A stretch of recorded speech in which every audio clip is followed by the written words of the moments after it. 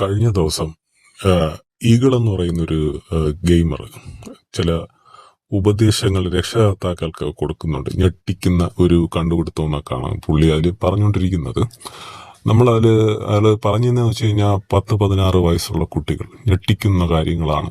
അതായത് 200 രൂപയ്ക്ക് ഈ സെലിബ്രിറ്റികളുടെ ഡീപ് ഫേക്ക് വെച്ചിട്ട് അവരെ പറ്റിയിട്ടുള്ള അശ്ലീല വീഡിയോകൾ 200 രൂപയ്ക്ക് 30 എണ്ണം ഉണ്ടാക്കി കൊടുക്കുന്നു എന്നൊക്കെ പറഞ്ഞുകൊണ്ട് നമ്മൾ ശ്രദ്ധിക്കണം, നമ്മളെ യുവത്വം മൊത്തം വഴിതെറ്റിപ്പോകുന്നു, ആകെ പ്രശ്നമാണ് എന്നൊക്കെ പറഞ്ഞ് ഭയങ്കര ഇതായിരുന്നു. നിങ്ങളുടെ മക്കളെ നിങ്ങൾ നോക്കിക്കൊള്ളേ എന്നൊക്കെ പറഞ്ഞ് ഭയങ്കര ഉപദേശമാണ് കൊടുത്തുകൊണ്ടിരുന്നത്. അത് ഈകൾ മനസ്സിലാക്കാനുള്ള കാര്യം അവനവനെ തന്നെ നോക്കി കഴിഞ്ഞാൽ തന്നെ നമുക്ക് മനസ്സിലാവും നമ്മളാരാണ്, നമ്മളെന്താണ് എന്നറിഞ്ഞിട്ട് മറ്റുള്ളവർ കുറ്റം പറയണമെന്നാണ് എൻ്റെ ഒരു പക്ഷം. ഈ കുട്ടികളെ കുറ്റം പറയാൻ ഇതുള്ളതാണോ അതിനുള്ള തകുതിയുണ്ടോ എന്ന് നമ്മൾ നോക്കേണ്ടതാണ്. കാര്യം ഇത് ഈ ഏജിൽ ഇതൊക്കെ സർവ്വസാധാരണമാണ്. ഇത് കണ്ടുപിടിച്ച് കുട്ടികൾക്ക് അവരെ ബോധവൽക്കരണം നടത്തി നേർവഴിക്ക് നടത്താമെന്നുള്ളതേ ഉള്ളൂ. ചിലരതൊരു സമയം കഴിയുമ്പോൾ അതൊക്കെ അങ്ങ് മാറ്റും. ഇതൊക്കെ പണ്ടും നടന്നിട്ടുള്ളത് തന്നെയാണ്. നമ്മൾ ഈ ഉപദേശിക്കുന്ന ഈകളുണ്ടല്ലോ, ടാക്സ് വെട്ടിക്കാൻ വേണ്ടിയിട്ട് ദുബായി പോയിട്ട് വീഡിയോ ചെയ്യുന്ന ആശാനാണ്. ഇന്ത്യയിൽ ടാക്സ് കൊടുക്കാൻ ബുദ്ധിമുട്ടായിട്ട് ഇവനാണ് ഈ പിള്ളേരെ നന്നാക്കണേ രക്ഷിക്കണേ എന്നൊക്കെ പറഞ്ഞിട്ട് വീഡിയോ ചെയ്തുകൊണ്ട് നടക്കുന്നത്. അതിൻ്റെ ഒരു കോൺട്രഡിക്ഷൻ അവിടെയാണ്. നമ്മൾ ചെയ്യുമ്പം ഞാൻ ഒരുത്തനെ കുറ്റം പറയാൻ അല്ലെങ്കിൽ നന്മ പറയണമെന്നുണ്ടെങ്കിൽ എനിക്ക് വല്ല നന്മയും വേണ്ടേ? ടാക്സ് വെട്ടിക്കാൻ ദുബായി പോയി വീഡിയോ ചെയ്യുന്നു, കാശുണ്ടാക്കണം. NRI സ്റ്റാറ്റസിൽ ടാക്സ് വെട്ടിക്കുന്ന ആശാനാണ് പിള്ളേരെ പറയുന്നത്. ഇത് പണ്ടും ഇങ്ങനെയൊക്കെ തന്നെയായിരുന്നു. എൻ്റെയൊക്കെ കുട്ടിക്കാലത്തിൽ ഇന്ന് പല ഓഫീസിനെ തലപ്പത്തിരിക്കുന്നതും പല കമ്പനിയുടെ തലപ്പത്തിരിക്കുന്നവന്മാരും സ്കൂൾ ഡേയ്സിലും +2 കാണിച്ച പോക്കൃത്തനം കണ്ടാൽ തന്നെ നമ്മൾ ഞെട്ടിപ്പോകുന്ന കാര്യങ്ങളാണ്. അന്ന് ഭയങ്കര ഞെട്ടലായിരുന്നു. അതിന്റെ ഒരു ഇത് മാത്രമേ ഉള്ളൂ. ഇവർക്ക് അഡ്വാൻസ്ഡ് ആണ്, ഇത്രയേ ഉള്ളൂ.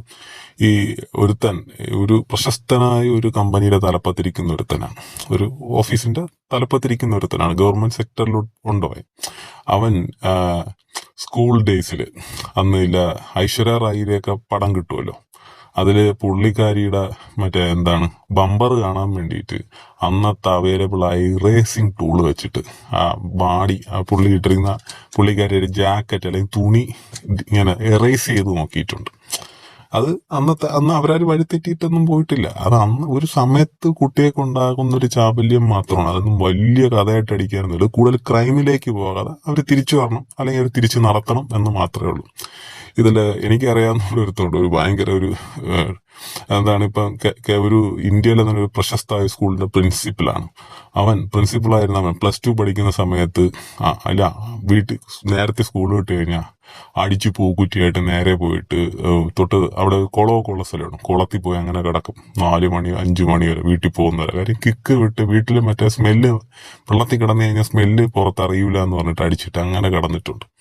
അവരൊക്കെ ഇന്ന് ഈ കുട്ടികളുടെ MDMAക്കെതിരെയും കഞ്ചാവിനെതിരെയൊക്കെ ഭയങ്കര പ്രസംഗിക്കുന്ന ആൾക്കാരാണ്. പക്ഷെ നമ്മൾ മനസ്സിലാക്കാതെ പോകുന്ന കാര്യമുണ്ട്, അന്ന് ഈ പറയുന്ന ആശാന്മാരെ കൈനി ശംഭു ഒക്കെ വെക്കുന്ന ആൾക്കാരായിരുന്നു. അന്ന് അവന്റെ കയ്യിലൊന്നും ഈ പറയുന്ന സാധനം കിട്ടിയില്ല, അതുകൊണ്ട് അവനൊന്നും വെച്ചില്ല. അതിനകത്ത് ഇന്നത്തെ യുവതലമുറ സ്പോയിലായി പോയെന്നല്ല, അവരെ നമ്മൾ കുറച്ചുകൂടെ കെയർ ചെയ്ത് തിരിച്ചു പിടിക്കുക എന്നുള്ളതാണ്. ഭയങ്കര ഇമ്പൾസീവാണ്. അതൊന്ന് കുട്ടികളെ തിരിച്ചു കൊണ്ടുവരാമെന്ന് മാത്രമല്ല, അത് ഈകള് പറയുന്നത് പോലെ പിള്ളേർ അങ്ങും ഞെട്ടിപ്പോണ 16 വയസ്സിലുള്ള കുട്ടികൾ ഇതെല്ലാം പിന്നെ എന്താണ് അവർ കാണിക്കുക?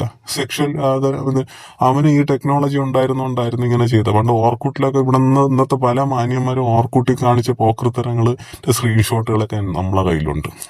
അവരെ അക്കൗണ്ടിന്റെ ഓരോ കാര്യങ്ങൾ സ്ക്രീൻഷോട്ട്സില് നമ്മളും ഒട്ടും മോശമായി സംസാരിക്കുന്ന ഈ ശബ്ദത്തിനുടമയെ ഞാൻ പോലും അത്ര നല്ലവനൊന്നുമല്ല. നമ്മളൊക്കെ യങ് ഡേയ്സില് ടീനേജില് പലതൊക്കെ സ്വാഭാവികമാണ്. കുട്ടികളെ വഴിതെറ്റിക്കാൻ തിരിച്ചു പിടിക്കുക, അല്ലെങ്കിൽ ഈകള് കൊട്ടിഘോഷിക്കാൻ പോലെ ഇത് ഭയങ്കര സംഭവമൊന്നും അല്ല എന്ന് മാത്രമേ ഞാൻ പറയാൻ ആഗ്രഹിക്കുന്നുള്ളൂ.